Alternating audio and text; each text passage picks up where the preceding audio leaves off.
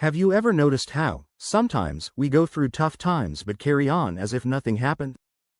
An argument, a loss, a disappointment. We hold it all in, put a smile on our face, and move on. But what happens to those emotions we suppress? Do they really disappear, or do they stay hidden inside, like a pressure cooker waiting to explode? And more importantly, could these emotions, when left unattended, end up making us sick? If you've ever heard someone say, "It's just psychological," or "You're somatizing," they were likely referring to the power of repressed emotions on our body. That's what we'll discuss today. How emotions we sweep under the rug, instead of resolving, can affect our health in ways you might not imagine. The invisibility of emotions. From an early age, we learn that some emotions are ugly or wrong. Getting angry, crying, showing fragility.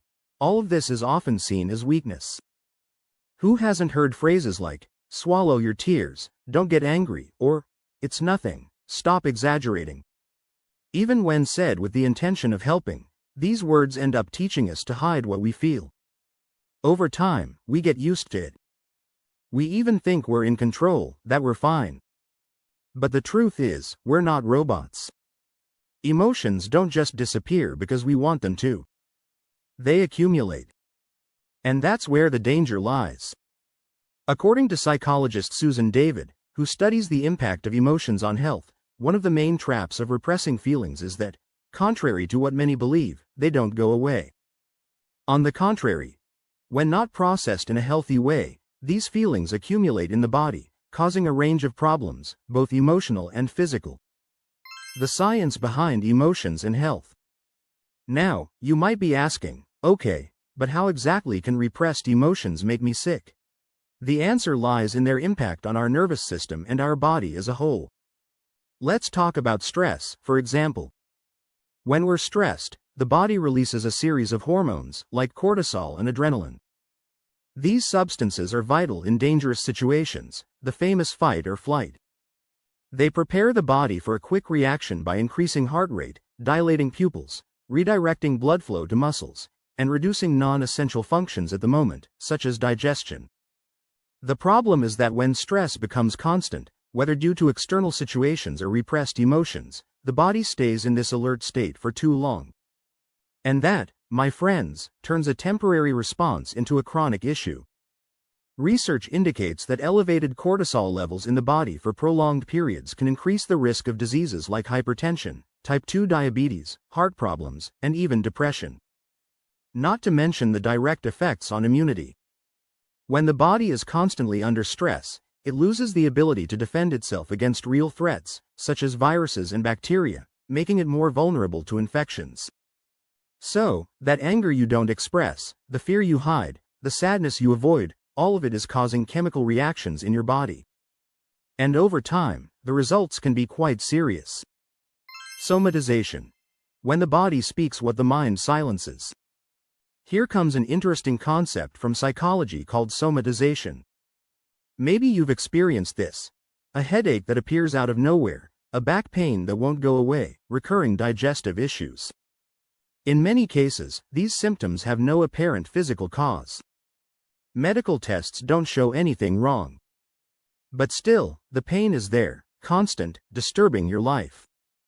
These symptoms may actually be the way the body manifests the emotions that the mind can't handle. It's as if the body says, "Okay, you don't want to face this? Then I'll find a way to force you to deal with it." A study published in Psychosomatic Medicine showed that people who tend to repress their emotions are more prone to developing chronic pain, gastrointestinal problems, and autoimmune diseases.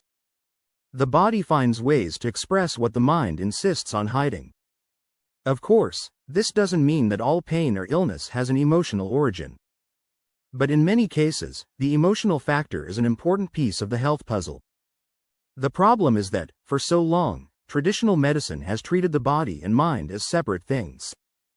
Fortunately, this has changed in recent years, with more and more studies showing that emotional and physical health are deeply interconnected. The impact of emotions on the immune system. Now, let's talk about one of the most intriguing aspects of the relationship between emotions and health, the immune system. Studies show that repressed negative emotions can weaken the immune system. This happens because our body is constantly trying to maintain balance, homeostasis. When we experience strong emotions and don't deal with them, this balance is disrupted.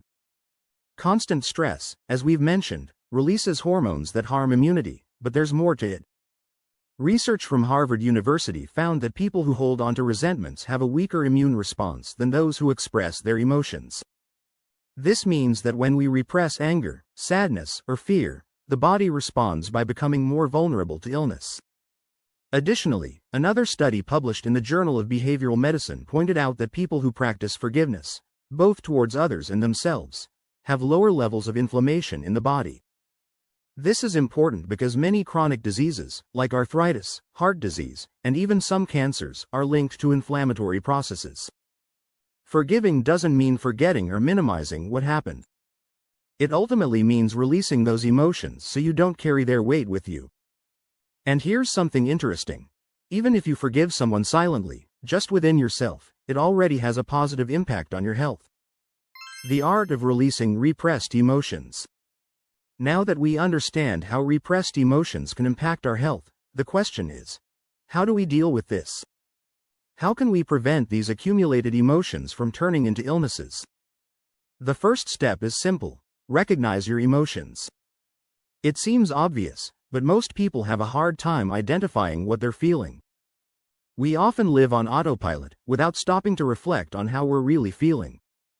One effective technique is therapeutic writing. Studies show that writing about our emotions can help us process them in a healthier way. When we put on paper what we're feeling, we start to better understand what's going on inside us. Writing helps name the emotions, recognize patterns, and eventually release what was trapped. Another way to release these emotions is through therapy. Whether traditional, like psychotherapy, or more alternative approaches, like Reiki or acupuncture. The important thing is to find a safe space where you can explore and process your emotions without fear of judgment. The body is also a powerful tool for releasing emotions. Techniques like yoga, meditation, and even intense physical activity help release tension accumulated in the body. It's no coincidence that many people say they feel lighter after a good workout. The body holds onto emotions, and moving it is a way to release what was stuck. The importance of self-compassion. Finally, it's important to talk about self-compassion. Often, emotional repression comes from the judgments we make about ourselves. Feeling anger, sadness, or fear makes us believe we're weak or flawed in some way. But the truth is, these emotions are part of the human experience. We all feel them. The problem isn't in feeling, but in not knowing how to deal with it. Practicing self-compassion means accepting that it's okay not to be okay all the time. It's allowing yourself to feel what needs to be felt, without guilt or shame. When we treat ourselves with kindness and understanding, we create an internal space where emotions can be processed in a healthy way, without the need to repress them. Repressed emotions are like time bombs. The longer we ignore what we feel, the greater the chance it will explode in unexpected and harmful ways to our health. Whether it's physical pain, chronic illness, or even an emotional breakdown, the body always finds a way to remind us of what we need to face. So don't underestimate the power of emotions. They are an essential part of who we are, and when ignored, they can make us sick. If you're committed to your personal development and want to keep evolving and leveling up, don't forget to subscribe to the channel. Here, I always bring practical and powerful content to help you keep growing. And if this video helped you in any way, make sure to leave a like so that more people can be impacted as well. In the description, you'll find links to books that I've carefully selected, works that can completely transform the way you think and act. It's definitely worth checking out. And don't leave just yet. Take a look at the suggested videos here on the screen. They will help you even more on your personal development journey.